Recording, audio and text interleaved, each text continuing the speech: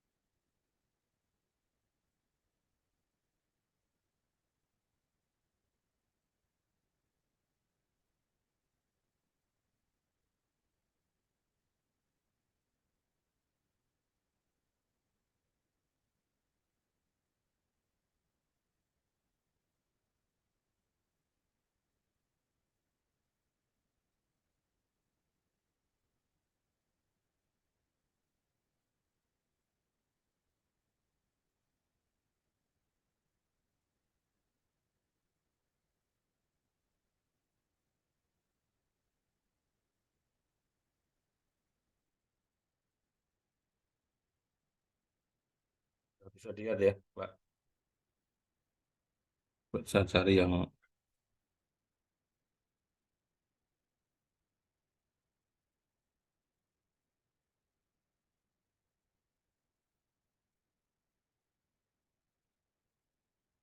jadi di dalam eh, mata kuliah ekonomi pengembangan proyek ya, kita eh, dasar ilmunya yang kita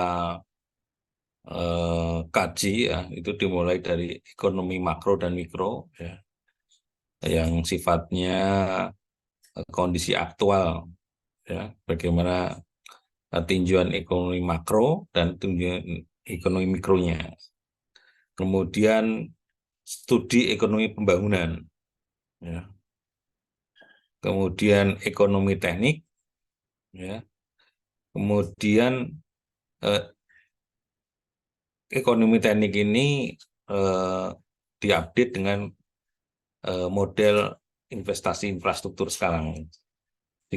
Sehingga mata kuliah ekonomi pengembangan proyek ini adalah suatu eh, kesimpulan ya, bagaimana kita merangkai eh, kaedah-kaedah eh, ilmu ekonomi ya, dan implementasinya di dunia eh, infrastruktur secara spesifik, jadi secara kasuistis. Jadi setiap proyek infrastruktur itu mempunyai karakteristik yang berbeda di setiap tempatnya. Ya pastinya di sini akan kita explore nanti ekonomi pengembangan proyek itu eh, disesuaikan dengan apa yang dimaksud eh, pengembangan yang didefinisikan. Ya, nah ini secara teoritis saja ini apa nanti bisa dibaca juga. Ya ini kalau kita di eh, secara konvensional ya model pembiayaan ekonomi ada perhitungan biaya konstruksi dapat dilakukan dengan analisis harga berdasarkan jurnal harga material dan barang. Nah ini kalau kita secara teoritis yang sering kita lakukan ya bagaimana menghitung eh,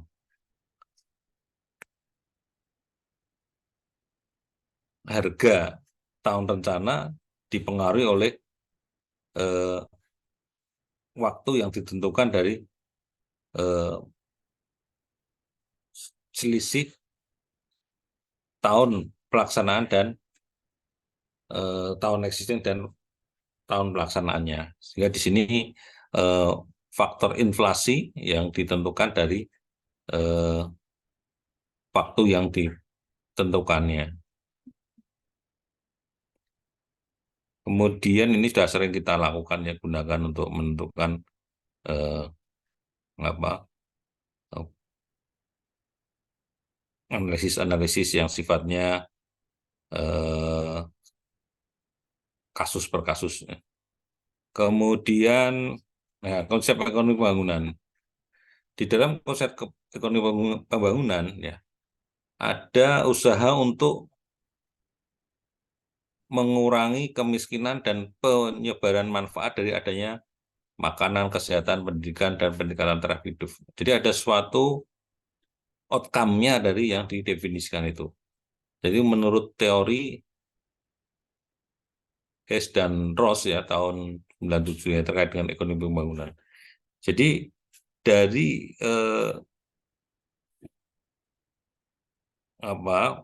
sistem aktivitas yang dibangun ya aktivitas ekonomi dari proyek itu ya akan menghasilkan eh, kemampuan untuk menyelenggarakan eh, ekonomi turunannya ya sehingga di situ akan muncul eh, kemampuan bertahan secara sustainable seperti itu. Jadi kalau ada proyek ya berarti orang ada eh, mampu untuk eh,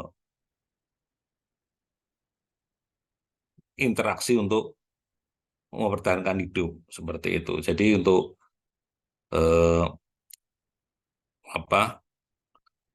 Jadi ada suatu aktivitas ekonomi yang berkembang dari yang berjalan di situ. Jadi kalau dulu ya awal-awal krisis ya, kalau bapak-bapak sekalian mengalami kemarin awal-awal 2000 tahun 2000 gitu. Yang penting proyek jalan dulu proyek apapun itu ya. Itu mulai proyek padat karya seperti itu. Di situ akan menghasilkan eh, apa? Sistem aktivitas yang menghasilkan untuk mendapatkan uang. Jadi untuk mendapatkan kegiatan itu, untuk mendapatkan uang itu dari kegiatan yang dibangun, sehingga akan ada kegiatan turunannya. Nah itu di ekonomi pengembangan proyek eh, definisinya diturunkan seperti itu. Nah kemudian ya dalam ekonomi pengembangan proyek itu kemudian merujuk dari suatu tadi bahwa pengembangan ekonomi yang tadi sifatnya mikro, ya. Kemudian dalam ekonomi pembangunan itu dikompilasi bagaimana keberhasilan pembangunan dapat diindikasi oleh adanya difusi pertumbuhan ekonomi dan pengembangan ekonomi. Oleh karena itu, konsep ini secara tegas membedakan konsep pertumbuhan dan pembangunan ekonomi. Ya, jadi pengembangannya adalah kalau kita mendefinisikan proyek harus ada pro- eh, menghasilkan suatu kegiatan ekonomi yang mendukung untuk suatu pertumbuhan, ya, untuk suatu pertumbuhan. Jadi kalau jalan kan jelas itu ya. Kalau kita membuat jalan pasti di situ coverage zonanya akan menjadi suatu eh, pertumbuhan ekonomi baru. Itu kalau jalan. Nah, sekarang bagaimana dengan proyek yang lain misalnya? Nah, kalau kita misalnya membuat gedung, ya, bagaimana gedung itu bisa menghasilkan suatu eh, turunan kegiatan yang menjadikan pembangunan di zona itu berkembang. Itu seperti itu. Nah, ini kita yang dalam ekonomi pengembangan proyek itu yang akan kita dorong ke sana. Kemudian bentuk-bentuk yang didefinisikan ya itu. Nah, ini kita mendekati secara teoritis ini. Ada menurut eh, Joyo Hadikusumo ya bentuk pendekatan teoritis ekonomi bangunan itu ada pendekatan sosial, pendekatan neo-Marxis, dependensia, terus pendekatan strukturalis, model Levy ini nanti bisa dibaca sendirilah. Pendekatan dualisme, teknoekonomi, dan ekonomi internasional. Nah, ekonomi internasional ini ternyata sekarang menjadi sesuatu yang eh, tidak bisa lepas kita. Dulu awal-awal krisis moneter itu kita eh, kaget ya, proyek yang sudah berjalan tiba-tiba inflasi eh, bahkan eh, mata uang kita jatuh seperti itu belum disiapkan dengan perangkat yang mendukung administrasinya ya misalnya ada kontrak adendum dan sebagainya sehingga di situ eh, pastinya banyak yang dirugikan terutama pihak eh, paling bawah dalam hal ini adalah pelaksana ya sehingga di situ harus disesuaikan dulu nilai eh, mata uang yang berlangsung dengan eh, yang dengan nilai pelaksanaan proyek yang dimaksud. Nah, itu juga kondisi sekarang sama dan tapi tidak terasa di sini nilai inflasinya. Berapa inflasi kita? Nah, kalau kita membangun proyek ya, proyeknya cuma 1 tahun, 2 tahun nggak terasa, 5 tahun lah nggak terasa. Tapi kalau kita membangun proyek seperti jalan tol, 10 tahun itu udah terasa. Dari mulai eh, pembebasan lahan sampai dengan siap jalan itu beroperasional, itu pasti akan sangat terasa. Ya, bagaimana inflasi itu mempengaruhi ya ekonomi internasional, ya ekonomi makro atau kondisi ekonomi makro mempengaruhi pelaksanaan pembangunan itu. Nah, apalagi kalau menyangkut ke tadi ada unsur-unsur teknologi yang berpengaruh di proses itu. Nah, ini pasti akan semakin eh, eh, semakin rumit untuk menyelesaikan bagaimana implementasi proyek yang dimaksud. Sehingga di dalam pendekatan eh, ekonomi bahwa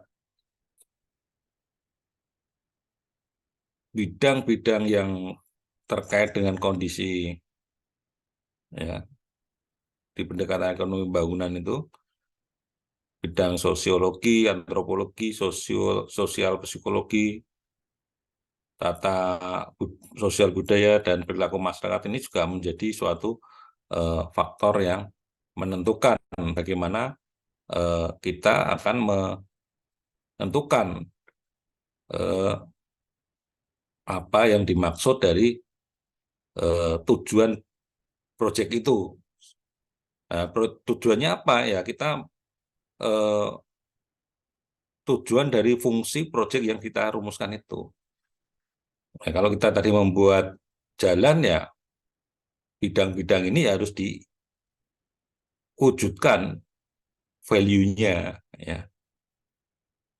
Bidang sosiologi apa yang menjadi pengaruh dari eh, dibukanya jalan itu ya. Di bidang antropologi apa yang menjadi dampak dari dibuatnya jalan itu. Bagaimana kalau kita membuat bendung di situ? Apa yang mempengaruhi dari faktor antropologinya, sosio psikologinya bagaimana? Kita membuat eh, bangunan yang misalnya tempat wisata baru ya, di suatu daerah, apa yang menjadi tatanan yang sudah terbangun di situ menjadi berubah dengan adanya proyek ini. Sehingga pendekatan sosial budaya dalam konteks eh, proyek yang dibangun itu value-nya harus diestimasi, harus muncul value itu. Kemudian ini teoritis-teoritis ya. Nanti bisa kita identifikasi lebih dalam. Di teori perubahan sosial Hegel. Jadi kemajuan ekonomi merupakan fungsi dari perubahan ya, kombinasi bidang dalam kehidupan masyarakat yaitu sosial, sosiologis, antropologis, dan psikologisnya. Ini masih sama dengan yang definisikan sosial tadi. Jadi kalau kita membangun proyek infrastruktur yang dimaksud, ya, ya bagaimana capaian yang akan dihasilkan tadi. Ini juga harus muncul di. Nah nanti kalau kita rumuskan itu sebagai demand, ya misalnya fungsi perubahan ini, itu eh, faktor ini harus muncul sebagai variabel sosiologis, faktor sosiologis apa yang akan muncul di suatu proyek eh, apa ini kita membuat stadion di situ. Apa nih faktor sosiologisnya di situ? Ya, itu nanti akan harus muncul apa secara eh, variabel. Ini masih secara teoritis juga.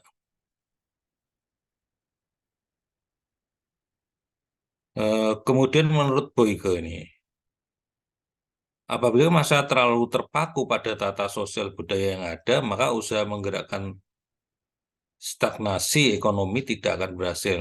Ya, ini menurut Boyke bahwa tata sosial budaya masyarakat negara berkembang terutama Indonesia masih bersifat tidak rasional dan kaku.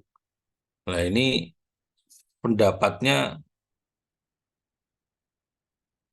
Boyke ini ada sesuatu apatisme dari suatu proyek itu. Ya. Buat apa membangun jalan seperti itu? Dulu kan seperti itu. Kalau membuat jalan saja, ya paling eh, lancar gitu aja. Lalu lintas dari zona 1, zona 2. Nah, tetapi dalam konteks ekonomi bangunan, ya eh,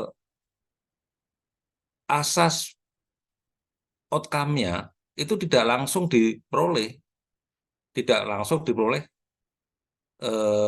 dari proyek langsung, tapi ada suatu eh, apa turunan dari proyek itu. Ya, kalau jalan itu dibuat dari zona 1, zona 2, berarti zona yang terbangun di eh, zona 1 dan 2 itu mempunyai peningkatan yang bagaimana. Nah, misalnya dia perdagangannya semakin tumbuh ya dengan PDRB yang lebih meningkat seperti itu. Kemudian di situ eh, banyak sektor-sektor ekonomi lain yang tumbuh. Nah, seperti itu. Nah, itu yang nanti menjadi tinjauan bagaimana ini tadi eh, pengembangan ekonomi ya dari infrastruktur itu termasuk yang dikalkulasi, yang dimasukkan dalam unsur eh, diestimasi bagaimana ekonomi pengembangan yang dihasilkan dari proyek yang diperoleh. Ya, ini masih sama juga terkait dengan perubahan antropologinya. Ini menurut Gates, ini antropologinya. Jadi kultur sosialnya yang berubah, misalnya dari yang Yuna yang dihubungkan oleh jalan itu yang semula bertani menjadi orang pedagang, nah, seperti itu faktor antropologinya. Kemudian eh,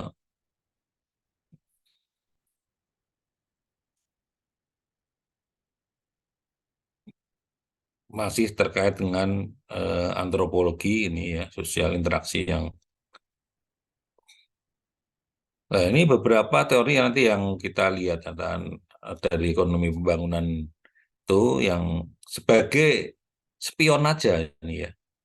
Ya maksudnya kita sebagai second opinion bagaimana eh, secara teoritis proyek nanti itu kita apakah murni liberal dibuka kesempatan itu secara persaingan bebas atau perlu kontrol regulasi yang sifatnya itu dibatasi eh, ketentuan-ketentuan yang eh, mendukung. Nah, ini kasus sekarang yang terjadi ya kemarin di Rempang ini di di pulau mana itu Rempang ya. Nah, ini menjadi catatan bagi kita ini ya. Ternyata kan niatnya baik, ada suatu penataan seperti itu, tapi sosial antropologi psikologinya nggak masuk sama sekali. Ya, akhirnya yang terjadi malah seperti itu, chaos seperti ini. Ini yang perlu nanti Bapak-bapak sekalian ya eh, kita nganu lah eh, diskusikan di sini. Nah itu kalau kita modelnya neo-marxis ya dalam konsep ekonomi ini ya nggak ada bisa seperti itu langsung aja. Nah, itu kalau modelnya Tiongkok. Nah, kalau model kita ya nggak bisa seperti itu. Ya, kita kan keadilan sosial bagi seluruh Indonesia sila kelima ini. Ya, kalau ini berarti kan ya, pada tahapan tertentu bisa jadi kita ada sesuatu teori ini didefinisikan ya pada kondisi tertentu lah. Dulu itu kan waktu Batam itu otorita Batam itu ada suatu unsur yang didefinisikan. Oh ini memang di create seperti itu. Nah sekarang enggak demokrasi ya. Nah, tapi pendekatannya adalah pendekatan yang saya kira yang di kasus di sana itu ada unsur-unsur yang kita sampaikan tadi itu tidak masuk sama sekali. Murninya murni ekonomi ya enggak bisa. Hanya seperti itu. Nah, kalau itu di Singapura bisa, ya. Singapura bisa. Kenapa?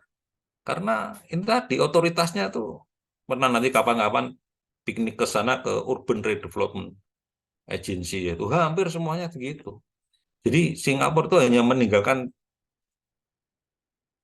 apa itu kecil ya, kawasan kecil yang sampai sekarang tuh mungkin belum bisa dia akuisisi, lain akuisisinya karena faktor sejarah ya yang punya eh, Singapura dulu, yang punya Singapura dulu itu kan eh, apa ini ya, yang Temasek tuh ya, kerajaan Temasek dulu. Ya ini contoh-contoh yang sifatnya. Jadi kalau ini sebagai ilustrasi bagaimana nanti ekonomi pengembangan proyek yang kita definisikan dari proyek infrastruktur yang kita inisiasi itu eh, apa mempunyai unsur-unsur yang bisa direduksi bagaimana proyek yang kita bangun itu eh, minimal risk-nya. Ya, kalau saya ini ya nanti bisa ini teori strategi pengembangan berimbang ya. Terus ini investasi harus bersumber pada negara berkembang sehingga terjadi efek multiplier dalam negeri. Nah, ini yang didefinisikan ya, yang apa investor itu. Nah, sekarang mulai berubah. Ada semacam kayak investornya kalau investornya Cina coraknya bagaimana, investornya Jepang coraknya bagaimana, investor Amerika coraknya bagaimana itu sudah kita eh, alami seperti itulah. Sekarang ada variabel yang sifatnya itu, oh bagaimana kalau misalnya benar-benar ini take kontrolnya dari investor. Nah ini yang kemudian akhirnya muncul di beberapa daerah yang di Sulawesi dan terakhir di Rempang itu munculnya akhirnya seperti itu. Ya, kalau di Sulawesi investornya orang luar, dia ada unsur-unsur yang eh, diidentifikasi secara pendahuluan itu bisa diredam. Tapi yang di ini di Rempang itu meleset dia seperti itu. Faktor-faktor yang perlu diidentifikasi. Nah, kalau kita ya sebagai orang beriman dan sebagai orang ini nanti kita lihat langsung ke sini saja. Ini saya kajian yang pernah saya lakukan riset di tingkat doktoral. Intinya adalah model keseimbangan. Model keseimbangan inilah yang yang harus dihasilkan dari proyek yang kita inisiasi. Ya, bagaimana merumuskan keseimbangan ini? Ya, keseimbangan ini itu implementasinya keadilan sosial bagi seluruh Indonesia loh. Ya. Nah inilah nanti Bapak-Bapak sekalian model keseimbangan infrastruktur yang dihasilkan itu bagaimana ya antara demand dan supply-nya itu bagaimana ya saya kira itu ya sedikit bahan diskusi untuk bagaimana permulaan ekonomi pengembangan proyek ini kita teruskan. Oke, sekarang kita buka forum diskusi. Silakan Bapak Ibu.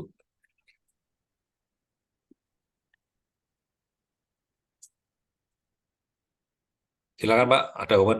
Pak Sumarlin, silakan Pak.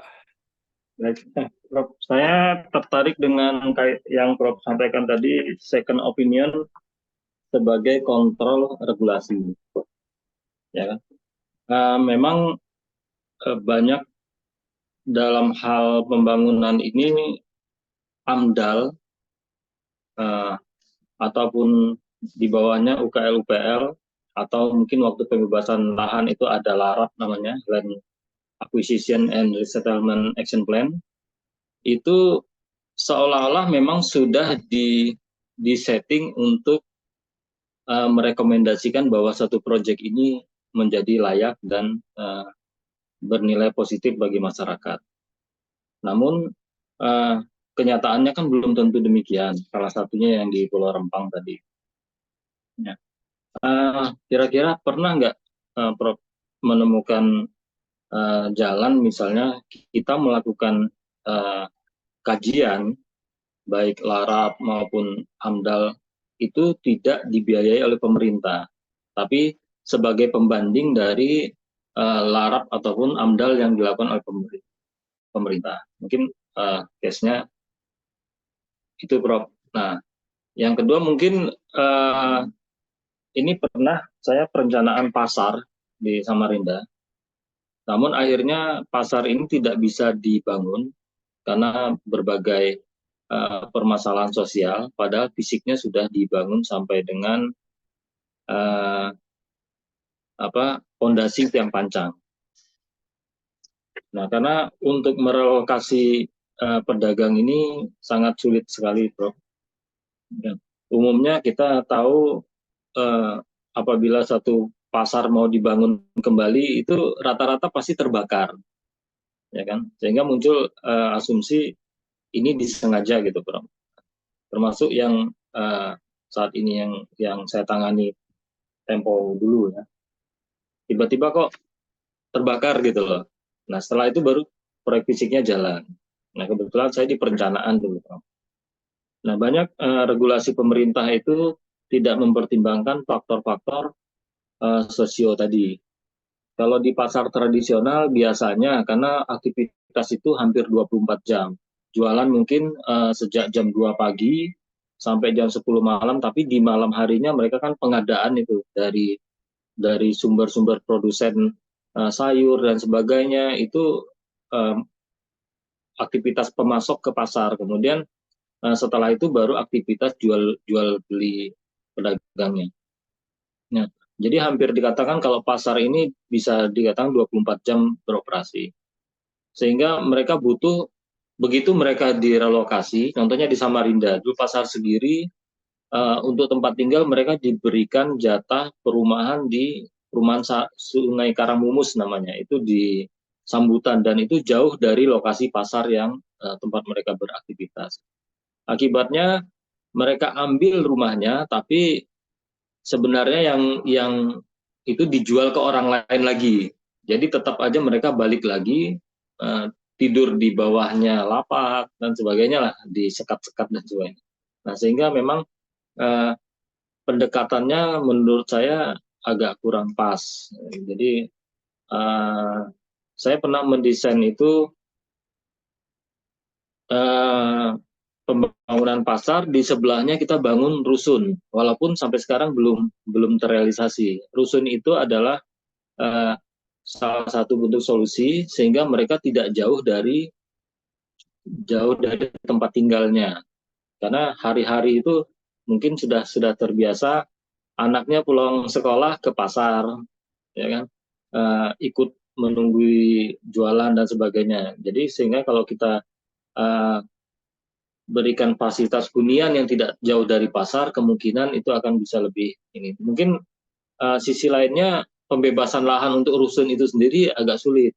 Nah, kemudian itu harus merubah uh, apa uh, daerah aliran sungai, jadi agak-agak susah karena di bawah itu, begitu di pinggir sungai yang agak menikung itu dipancang, itu juga mempengaruhi uh, kondisi dasar sungai di bawahnya. Mungkin itu, Prof, case-nya, Prof.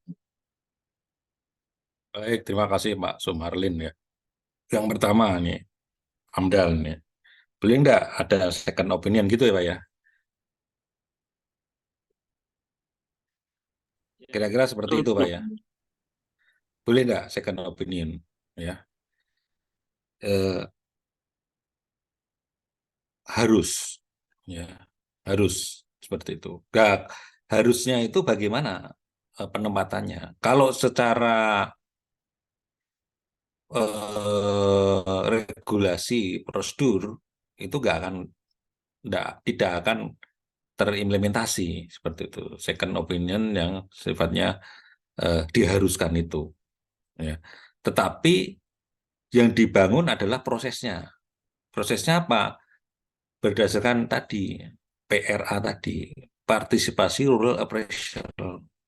Kita harus tahu ke sana. Kalau sekarang model AMDAL yang didefinisikan prosedurnya seperti itu, apakah partisipasi rural appraisal ini eh, sudah mengakomodir belum? Cenderungnya akomodasinya baru 30%. Ya, ya 30%, dan cenderungnya berpihak atau melindungi dari eh, owner project seperti itu. Nah, kalaupun itu proyeknya pemerintah, itu ada yang kita sebagai konsultan pun kadang wah, eh, malah birokratnya sendiri ya, atau ownernya, kalau ownernya pemerintah kita juga malah kewalahan terhadap, yang kita sebagai konsultan kadang kewalahan sendiri malah seperti itu. Lah inilah Pak, ya, kita sekarang dibalikannya adalah dibuat suatu tadi stakeholdernya, forumnya. Nah, kalau misalnya nih Dewan Kota, kita punya Dewan Kota, nanti kalau di suatu infrastruktur dibuat Dewan Kota ada. Nah, kalau Dewan Kota ada seperti itu, unsur-unsur stakeholdernya ada masyarakat, ada owner yang dalam arti ini pemerintah mungkin sebagai kalau itu proyeknya dari pemerintah, ownernya seperti itu ya. Nah, kalau kemudian itu dari unsur pelaksana, eh, eh, pelaksana misalnya kontraktor, itu eh, ya harus unsurnya eh, berangkai seperti itu. Lah bagaimana dengan cenderungnya, kan kalau proyek-proyek yang sifatnya tadi apa itu mempunyai turunannya ya, efek dominonya itu pasti cenderung demand itu di-keep oleh investor. Kalau itu proyeknya dari apa di delivery ke investor seperti itu. Demand-nya tidak disampaikan secara terbuka. Akhirnya begitu demand itu tidak disampaikan terbuka, kita hanya yang tadi ya sektor sosial tadi itu hanya udah kamu paling dapatnya ini aja nanti gitu loh, dibatasi itu.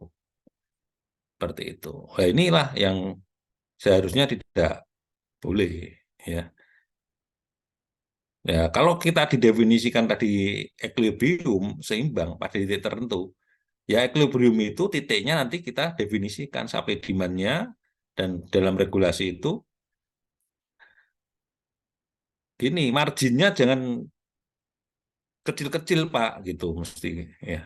Jangan dibuat margin yang kecil, tapi kalau kalau dibuat margin kecil, investornya ya itu akan ini apa cenderung tadi mempunyai motivasi untuk eh,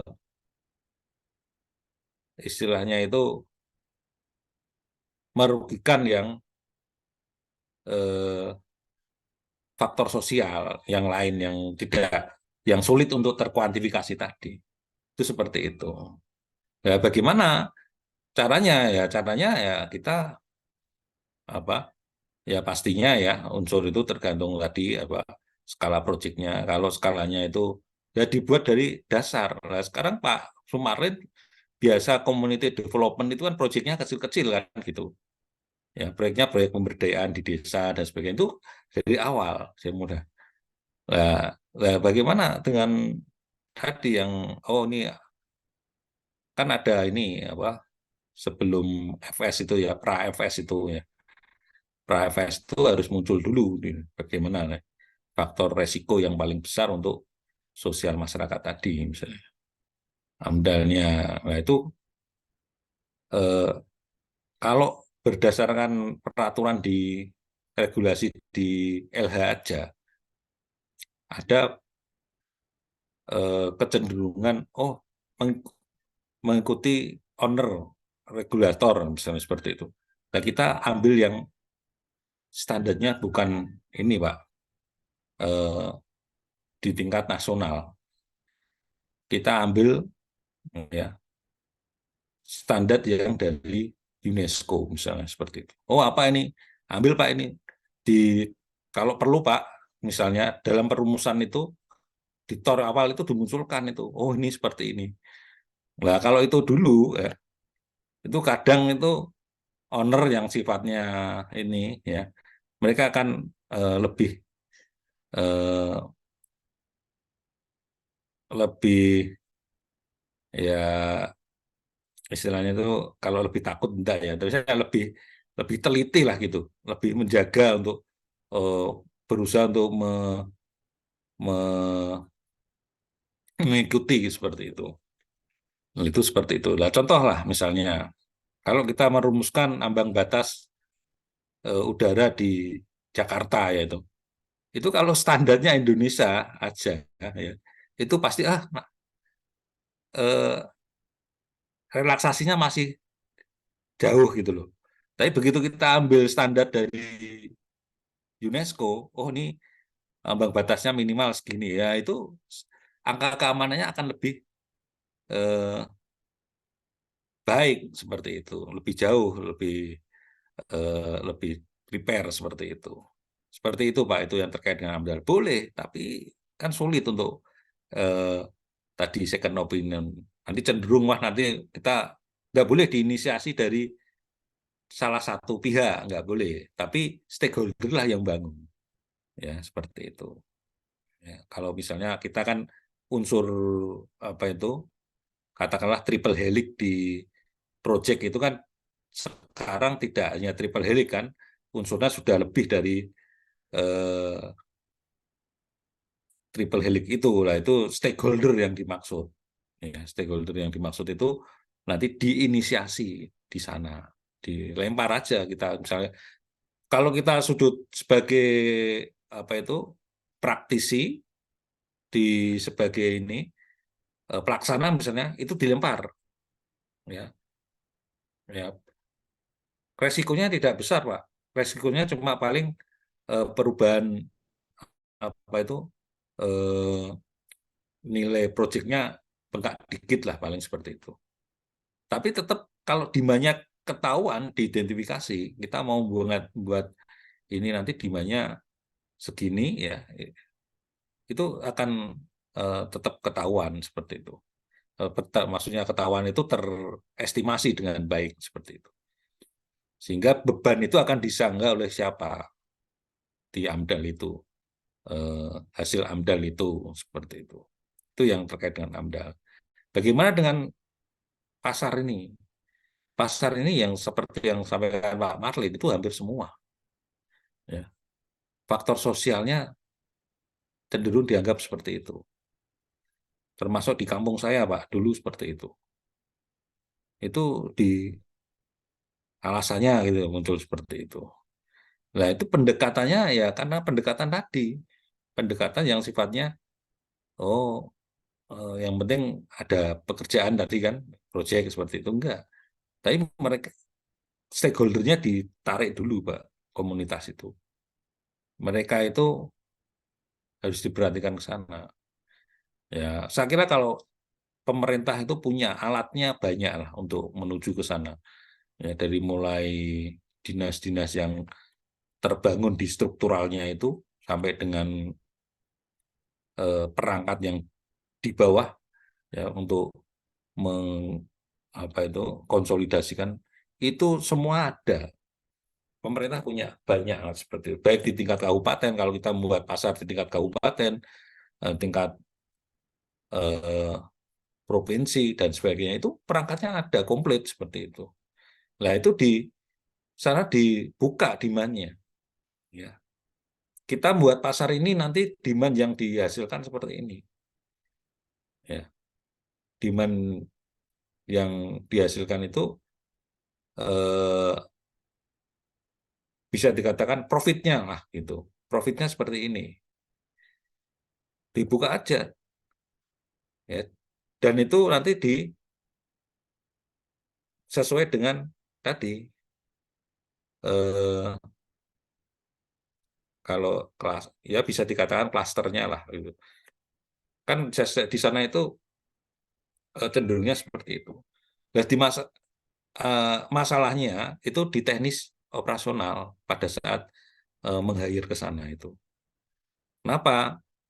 Si owner ya baik itu yang menginisiasi itu pemerintah maupun ini dia kecenderungan ya mempunyai mengambil kesempatan dulu seperti itu. Yang seharusnya tadi secara adil gitu mereka ambil dulu. Jadi akhirnya mereka hanya dapat ininya istilahnya itu ampasnya saja ya. Nah, ini harus eh, disampaikan dulu bagaimana infrastruktur ini yang akan kita bangun terutama pasar ini ya. Nah, ini tahun ini saya sedang ini Pak coba mengkaji city logistik di Bandung itu sama pasar demandnya kan tinggi itu 24 jam itu ya bagaimana bisa eh, apa itu demand itu bisa diestimasi dulu lah secara ternyata yang main tuh siapa sih di sini itu kan gitu.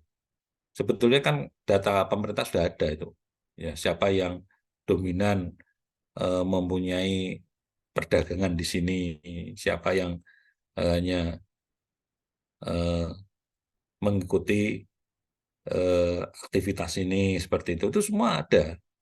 Nah, di sanalah mulai nanti didefinisikan unsur-unsur itu, di klaster seperti itu. Sehingga konsep perancangan infrastruktur yang kita tawarkan untuk perbaikan itu, ya untuk apa istilahnya itu untuk perbaikan peradaban lah kalau di ekonomi bangunan kan gitu manfaatnya ke sana itu.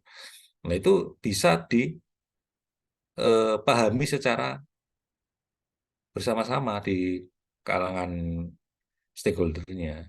Eh, Kenapa? faktor tadi sosial, antropologi, psikologis itu penting ya, karena kenyataan itu ya zaman Pak Jokowi berangkat ke Jakarta sebagai gubernur ya, itu tuh eh, hanya dibangun oleh suatu persepsi, Pak. Persepsinya apa?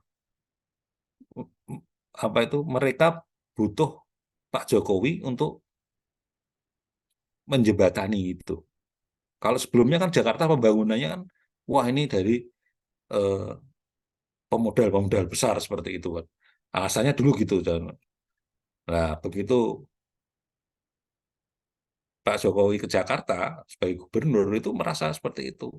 Nah, pembangunannya akhirnya eh, dari bottom ke eh, walaupun ya mohon maaf ya, misalnya ya mohon maaf tidak 100% sempurna ya, banyak juga yang masih perlu apa itu evaluasi seperti itu, termasuk yang di tingkat nasional seperti ini masih banyak beberapa yang dievaluasi, tapi wajar seperti itu.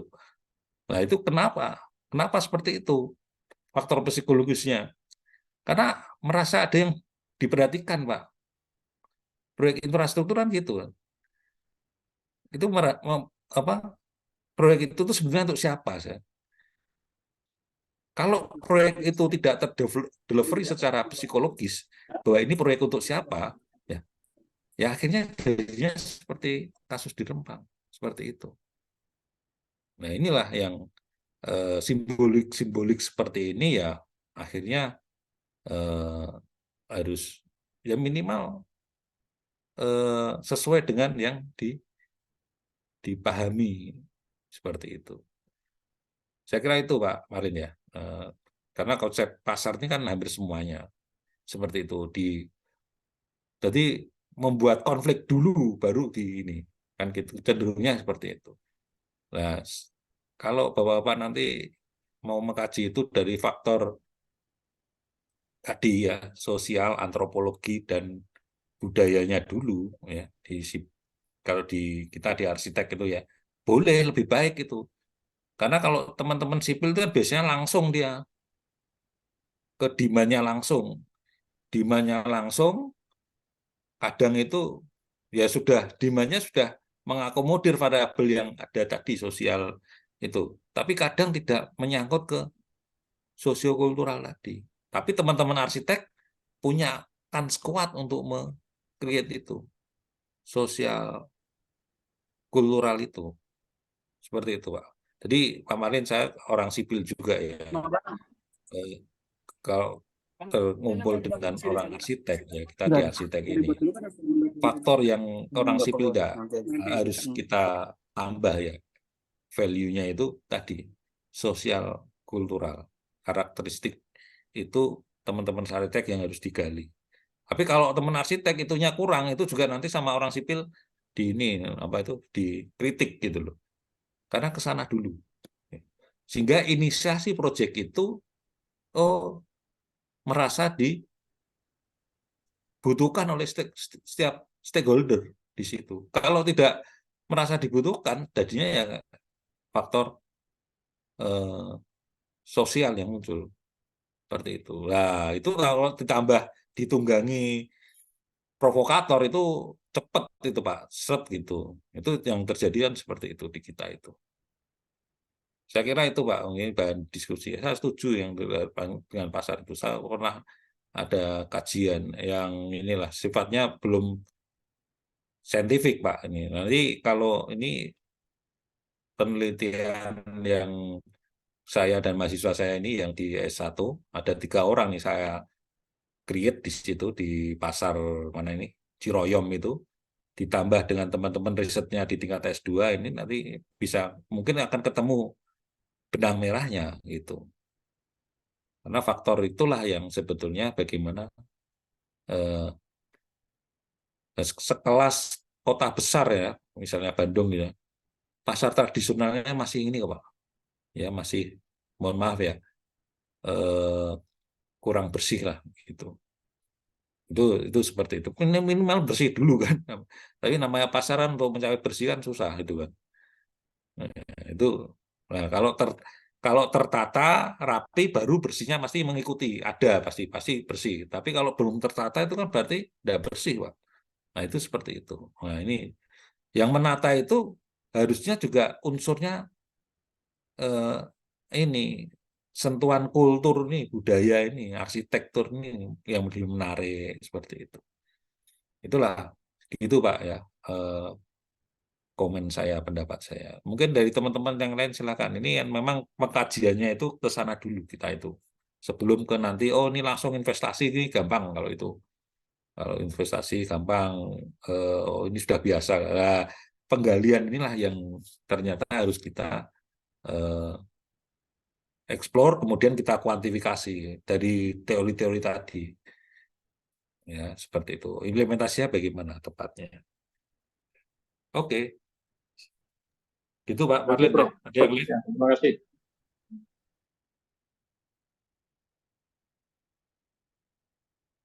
Ada lagi Pak?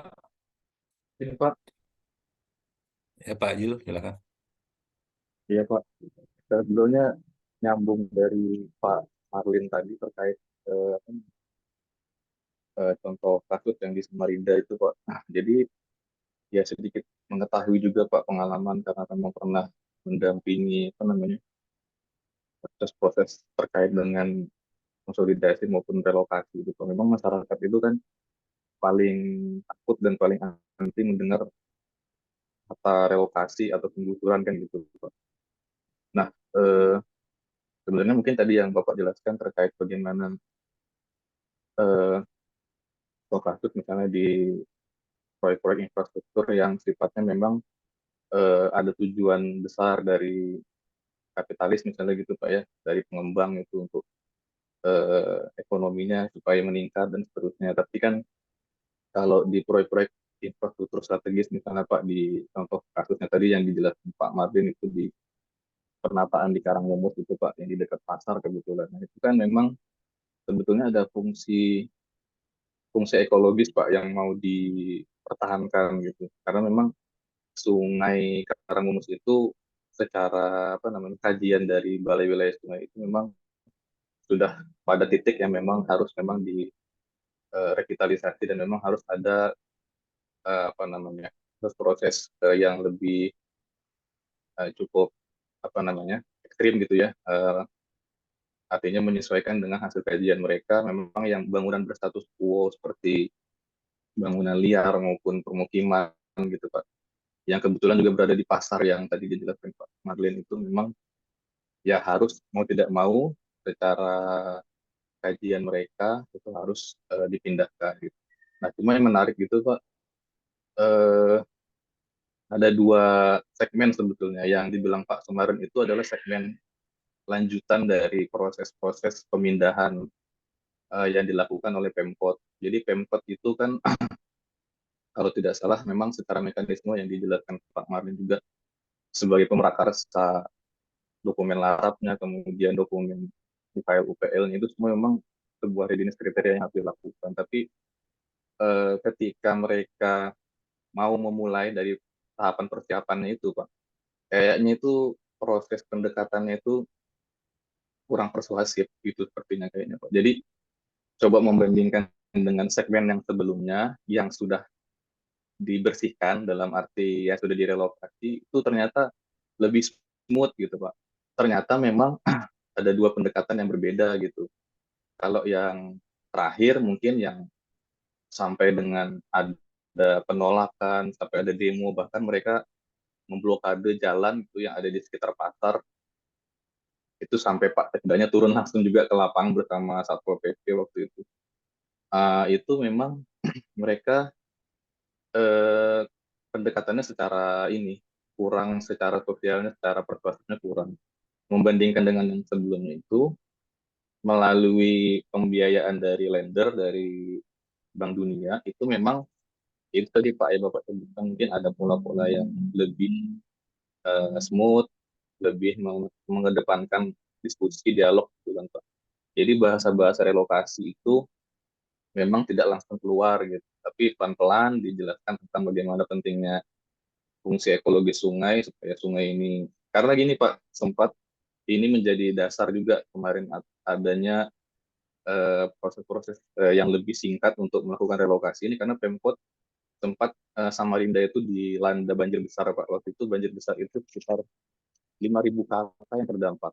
Ya, itu menurut analisis dari BWF memang ya salah satunya karena penyempitan Sungai Karangungut ini sudah ya cukup laten gitu, Pak. Agak susah ibaratnya dicari solusinya seperti apa gitu kan. Nah, cuman mungkin proses itu uh, inginnya singkat di akhir-akhir masa jabatan Pak Wali Kota waktu itu, tapi prosesnya alhamdulillah sudah berjalan. Cuman ternyata memang ya itu Pak yang disebutkan oleh Bapak tadi terkait memang pendekatan secara sosial itu sangat sangat berpengaruh terhadap apa namanya lancarnya proses persiapan sampai dengan pembangunan. Dan tapi alhamdulillah yang di dekat pasar itu memang secara ininya pelaksanaannya sudah terlaksana. Dan menarik juga terkait ini Pak, apa namanya, bagaimana sih kalau misalnya kita lebih apa namanya lebih apa namanya meriset kembali atau mengkaji kembali bagaimana sih sebetulnya masyarakat yang memang punya mata pencaharian yang memang lokasinya di sekitar situ itu tidak jauh gitu dengan lokasi yang memang apa namanya mereka dipindahkan. Memang proses pengadaan tanahnya sudah berjalan, sudah ada penggantian dan memang mereka tuh statusnya kan di lahan milik negara gitu Pak. Artinya memang mereka tidak punya dasar legalitas dan akhirnya ya tadi mungkin Pak kemarin juga sudah membuatkan konsep desain dan segala macam itu akhirnya mental terus karena memang dari sisi regulasi nggak bisa apa namanya terpenuhi gitu. Nah mungkin ini bagaimana ya Pak? Apakah ada cara-cara atau apa namanya ya harusnya memang ada jalan tengah gitu Pak karena memang ini sangat sulit gitu dari sisi masyarakatnya butuh apa namanya kemudahan akses tapi di satu sisi memang dibenturkan dengan itu tadi yang salah fungsi ekologis yang memang itu berdampak besar karena memang bencana banjir dan seterusnya itu karena memang mereka berada di lokasi yang berstatus quo tadi. Ini itu Pak Baik, Pak sedikit Yul. pengalaman. Baik, Pak Yul. Pada prinsipnya seperti itu, Pak Yul ya. Apa eh, kalau kita kuat di data ya, hmm, itu pastinya menjadi kunci awal. Data kita misalnya, oh ini ada terjadi karena faktor degradasi air sungai ini karena eh, sistem aktivitas yang dihasilkan dari pasar ini mempengaruhi ini seperti itu. Itu data komplit. Secara hukum pasti dilindungi secara hukum. Kita kita kan gardanya hukum, negara hukum gitu ya.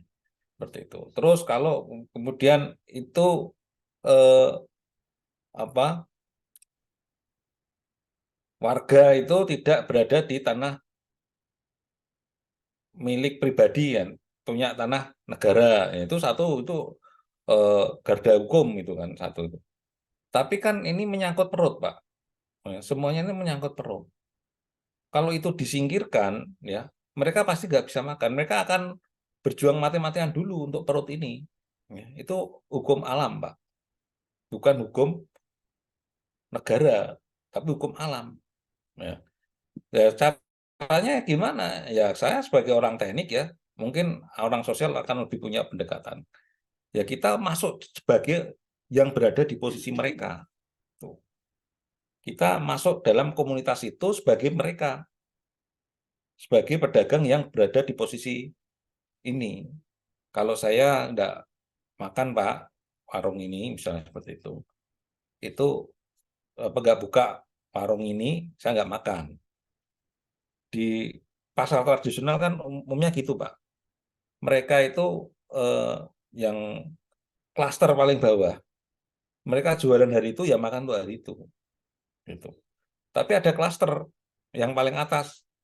Mereka itu punya cabang Pak, banyak itu. Punya di pasar ini 2 kios, di pasar sana 2 kios, itu punya itu konglomerat kios itu. Ya itu banyak itu seperti itu. tapi kadang tidak tercatat dengan baik. Dan kadang kala itu punyanya orang pemerintahan sendiri, pejabat pemerintah itu.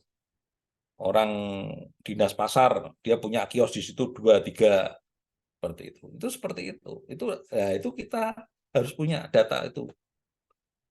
Nah, kalau kita punya data itu berarti kita bisa masuk ke sana. Apa sih yang resiko paling bawah seperti itu?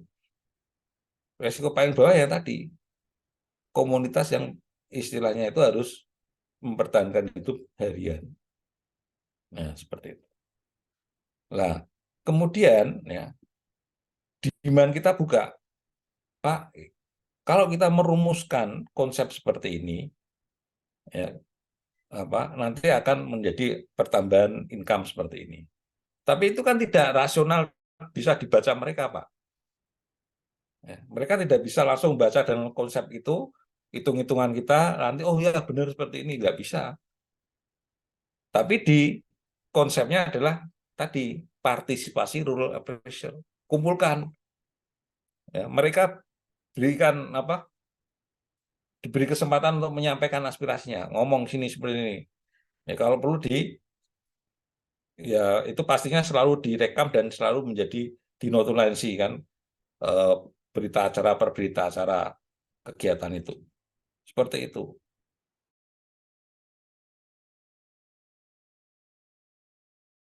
Fasilitator proyek yang pemberdayaan itu pernah saya. Zaman dengan USAID tapi bukan dengan pemerintah. Itu seperti itu. Jadi mereka itu pengennya apa? Ya, pengennya apa? Jadi PRA itu ya pasti kan kalau teman-teman di fasilitator proyek pemberdayaan itu nomor 1 yang pegangan itu PRA itu. Kita tahu pemetaan di situ. Nah, kalau kita di sana ya sudah jadi orang sana, Pak, ya mereka akan senang, Pak. Sudah merasa seperti itu. Mereka akan senang ada yang memperhatikan mereka. Nah, itulah simbol Pak Jokowi waktu di Jakarta itu saya sampaikan seperti itu. Begitu itu konsep itu mindset-nya diubah seperti itu, ya yang sebelumnya mohon maaf ya, sebelum Pak Jokowi itu Jakarta kan seperti itu terus. Belum ada yang didefinisikan oh yang menjadi orang seperti mereka. Nah, itu sulit pembangunan. Takutnya seperti ini, takutnya seperti ini. Nah, kemudian terjadi di Rempang itu antitesa yang kondisi zaman dulu. Loh, ternyata kok gini juga gitu. Tapi di sana itu kan kecolongan tanda kutip ya kalau kita sebagai ini ya walaupun Pak Jokowi kan tidak langsung sana seperti tidak langsung sana tapi kan konsep strategi yang dimunculkan itu kan simboliknya kan seperti itu Pak Jokowi itu berada di posisi mereka akhirnya pembangunan ini Pak walaupun itu tanda kutip ya sekarang itu mohon maaf ya ini saya sedikit apa itu kalau statement saya itu agak apa sedikit kritik gitu ya. Semua infrastruktur yang terbangun itu apakah itu sempurna? Sudah sempurna semua? Belum. Apakah secara payback periodnya untuk proyek itu smooth semua? Belum. Ya, ada yang banyak yang belum terbayar. Kenyataan seperti itu.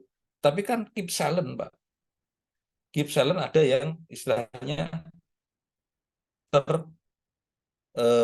apa ini termotivasi untuk oh ya nanti pada proyek tahun berikutnya dapat pekerjaan kan seperti itu. Keep silent-nya kan gitu. Tapi kalau di ujung dulu, oh ini yang seperti yang sampaikan di proyek pasar ini, ada sesuatu yang diambil dari manfaat ini kapitalisasi, kemudian kapitalisasi proyek itu untuk golongan tertentu aja itu ya tetap yang di paling bawah tadi, yang klaster paling bawah itu, yang kita sebenarnya tidak ada klaster-klasteran gitu ya di tingkat di Indonesia ya, kita kan tadi sama semua gitu. Tapi kenyataan kan enggak, ekonomi kita mau kapitalis ya kapitalis juga kelihatannya liberalis ya ada liberalisnya juga ini Pancasila itu ternyata kan ke sana Nah, bagaimana cara memahami itu? Ya, memahami itu. Ya, memahaminya tadi equilibrium tadi. Ya di klaster yang atas, ya mereka untung ya untung, tapi jangan marginnya jangan terlalu besar gitu loh. Gitu. Nah, yang di bawah yang tadi terakomodasi, Pak. Yang paling bawah tadi kan itu dia yang penting bisa makan. Ya. Nah, itu definisinya dari mana untuk kalau kita geser kemudian nggak ada makan, nggak bisa apa? Mereka berasumsi digeser nanti yang beli siapa sih? Kan yang terjadi di pasar tradisional gitu semua. Pak Male dari mana, Pak? Yang pernah sekolah di Semarang ada nggak? Saya dari Undip, Pak, Semarang. Nah, di Semarang. Pernah main ke Ya. Undip lagi, Pak?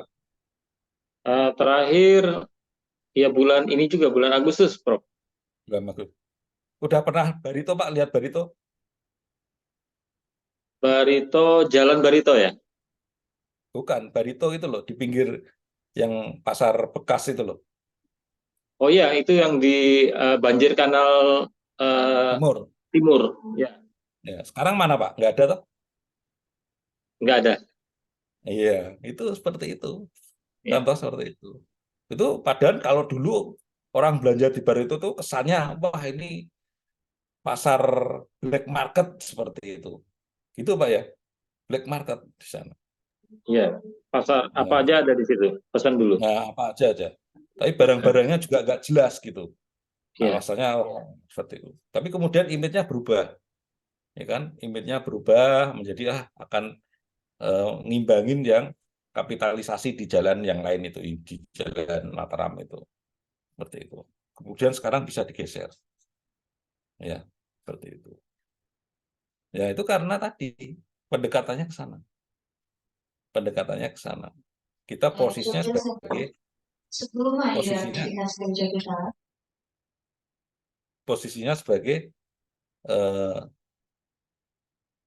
apa itu sebagai mereka gitu. Nah ini Barito itu yang segmen yang tanda kutip yang saya sampaikan di level bawah tadi, Pak. Itu memang tidak bisa tiba-tiba 1 tahun 2 tahun nggak bisa, tapi harus ada roadmap-nya di sana. Ya, roadmap-nya harus secara gradual itu ada. Oh ini targetnya tahun pertama bagaimana, tahun kedua bagaimana. Yang dulunya black market itu misalnya itu mohon maaf ya barang-barang rongsok yang kemudian atau barang rosok yang dari tanda kutip ya mungkin yang benar-benar rosokan atau yang dari penadah gitu ada itu seperti itu. Nah itu kan kemudian di-create, didampingi, kemudian dia di situ oh yang eh, bekas tadi rosokan tadi diolah kembali bisa menjadi barang yang bagus. Mereka akhirnya membuat itu, Pak, membuat UKM yang bisa membuat itu barang eh, olah apa pengolahan istilahnya itu eh, barang yang diolah kembali itu seperti itu. Itu seperti itu. Nah inilah pendekatannya. Kalau saya ya cukup saya apresiasi di situ. Ya, saya apresiasi di situ. Tapi kan prosesnya lama itu. Ya, puluhan tahun di situ. Nah, kalau bagaimana dengan yang di sana, yang di Kalimantan tadi yang disampaikan Pak Yul dan Pak Marlen, terkait di sini sungainya sudah mulai degradasi ini. Sama di sebelah banjir kanal timur itu sedimentasinya kan tinggi itu. Ya, elevasi sungainya itu di atas dari elevasi eh, pemukiman. Jadi kalau mudah banjir ya mudah itu aja. Nah, sama di banjir kanal barat itu. Kalau banjir kanal barat kan alasannya jelas di sana. Di atas dibangun bendungan gitu.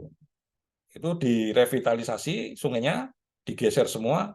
Untuk apa? Kalau tidak dibuat baik, terjadi misalnya kelebihan volume di bendungan, tidak dibuka, kemampuan tanggul sungai itu, kalau tidak dibuat bagus, kemampuan misalnya gedung itu penuh dibuka, nanti tanggulnya bisa tidak kuat atau jebol seperti itu. Akhirnya mau. Itu di banjir kanal barat itu tidak terlalu ekstrim lah faktor sosialnya. Tapi kalau yang banjir kanal timur itu ekstrim itu seperti itu. Nah itu Pak Yul ya. Kalau ada misalnya, apalagi sungai itu kalau di Samarinda itu sungai yang besar itu Pak, Samarinda itu Pak, atau sungai yang lain, yang sungai utama itu. Ada Anak, Sungai anak sungai, Matang Pak. itu yang besar. Anak Sungai sungai yang ya besar Pak ya. itu atau sungai yang ini yang pembaginya itu, yang di kota itu. Sungai Anak sungai tapi yang nomor 2 lah Pak. Nomor satunya ada Oh Sungai yang nomor 2 Matang. ya. Ya, das Nah, das Karangmumur. Ya, ya. Dia memang masuk dalam apa apa namanya wilayah yang dibina sama BWF dari Kementerian. ya itu kalau itu sebagai misalnya sumber air bersih seperti itu, dia mulai terganggu, ya boleh ditawarkan itu. Oh ini loh, ada data yang menunjukkan ini sungai ini sudah mulai tercemar misalnya seperti itu. Dia kandungan ininya sudah, nah, itu menjadi salah satu clue alasan untuk bisa kita eh, penataan istilah seperti itu bersama-sama. Itu memang akhirnya apa Pak? Di faktor sosial ini, di proyek infrastruktur yang kita inisiasi ini ya, di proyek pengembangan proyek ini. Faktor sosialnya adalah yang paling utama. Seperti itu. Ya. Tidak tiba-tiba eh, jadi beda dengan zaman dulu tahun 80-an di era Orde Baru.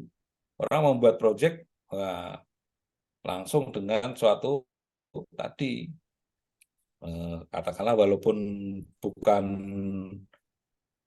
eh, kayak Cina ya, tapi kan dengan ini, dengan power gitu kan. Nah, kalau kita kan enggak, apalagi sudah masuk era reformasi ini. Di era reformasi ini sudah pendekatannya kan beda. Ya, apalagi cenderung liberal. Ternyata yang paling pemodal yang mempunyai kapitalisasi di situ mengaruhi eh, apa itu para regulator kan ternyata gitu juga kan. Baliknya kan masyarakat akhirnya merasa didolimi gitu Pak. Yang terjadi kan seperti itu. Yang di proyek-proyek pasar terutama yang kecil-kecil itu. Ya inilah cobalah nanti Bapak-bapak sekalian dalam merumuskan ini di pertemuan berikutnya ya kalau siap dengan presentasi untuk identifikasi masalah dan perumusannya. Jadi sudah di bab 1 ya. Bab 1 kan ada latar belakang, kemudian identifikasi masalah, rumusan masalah. Jadi kalau identifikasi masalah, oh ini ketemu masalahnya ini nih. Ya, seperti tadi Pak eh, Sumarlin tadi. Oh ketemu nih masalahnya dia nggak mau ini pindah ini. Alasannya apa nih? Alasannya dia ada yang diidentifikasi itu masalahnya oh ini dia tidak mau karena itu merupakan tempatnya mencari makan lah seperti itu. Akhirnya kan rumusan masalahnya di sini. Nah, kemudian setelah itu kita breakdown di tujuan ya. Identifikasi masalah, rumusan masalah dan tujuan. Nah, tujuan inilah yang didefinisikan dari eh, objektif atau inisiasi proyek itu. Oh, kita membuat ini. Tujuan 1 untuk ini, tujuan 2 untuk ini. Jadi mengkuantifikasi penguatan yang ujungnya adalah eh, bahwa proyek ini visible gitu. Visible secara tidak hanya ekonomi, tapi visible secara faktor-faktor yang mendukung untuk terbangunnya proyek ini. Ya, sosial, antropologi, sosial kultural itu dirumuskan itu. Nah, kalau masih muncul sosial kultural itu gimana Pak ya? Misalnya mendefinisikan variabelnya. Nah, ini nanti Bapak yang menggali. Ya. Kalau sosial demografi, oh, nah, itu variabelnya jelas itu jumlah penduduk, usia kan gitu. Nah, itu data-data yang sifatnya apa tuh institusional itu gampang seperti itu. Nah, yang sulit kan tadi misalnya tadi ada temuan yang harus perlu dikonfirmasi partisipasi rural appraisalnya tadi. Itu bagaimana? Nah, kalau di tingkat ini kan nggak apa belum sampai ke uji-uji yang statistikal ke sana lah.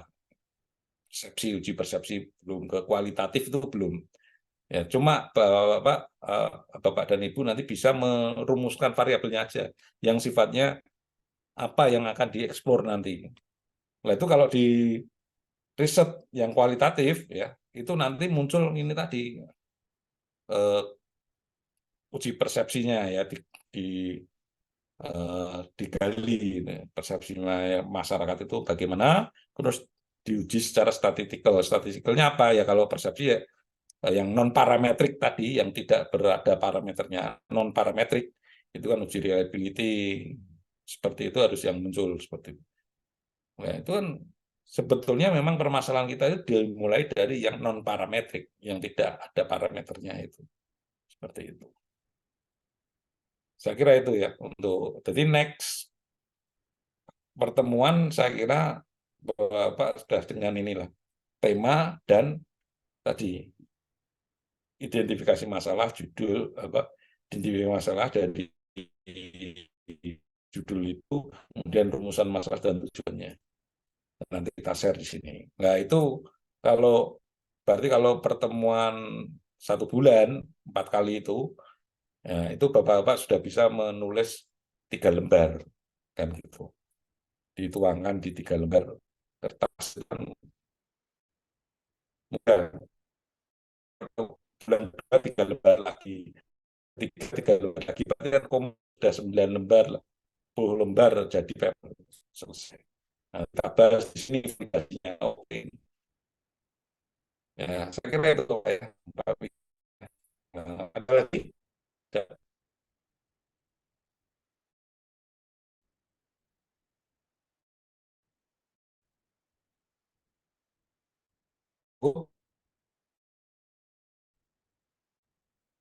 Oke, saya kira itu ya.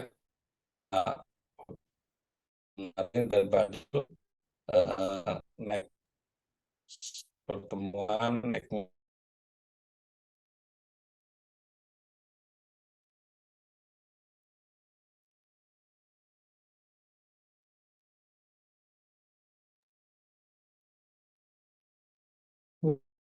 Putus. Oh, seperti putus, Pak. Saya yang sinyalnya jelek. Nah, tiba-tiba loncat nih saya. Oke, gitu ya. Untuk pertemuan hari ini, sampai ketemu insya Allah minggu depan, sudah dengan tema masing-masing, dan saya tunggu partisipasinya dari Bapak-Bapak sekalian ya, Bapak Ibu ini ya. Terus Pak Seto ya, Pak Seto ya, nanti di spotnya nanti dikonfirmasi lah, belum saya cek nanti. Oke, baik Pak. Ini ya masuk semua kan ini. Oke, saya kira itu. Terima kasih. Sampai ketemu insya Allah minggu depan. Bila taufiq, Assalamualaikum warahmatullahi wabarakatuh. Selamat sore. Waalaikumsalam warahmatullahi wabarakatuh. Terima kasih, Pak. Terima kasih. Terima kasih, Prof. Tugasnya apa? Tugasnya Bikin membuat bab rumusan 1, Pak. masalah ya. bab 1 identifikasi masalah, rumusan masalah. Tujuan Masalahnya apa? Masalahnya saya nggak ngerti. Pak Sumarlin, mohon pencerahannya Pak Sumarlin. Sama Pak Jul yang ngerti ya. Ya, kita cari masalah dulu. Udahin dulu ke rekornya, Kang. Cari masalah dulu berarti ini.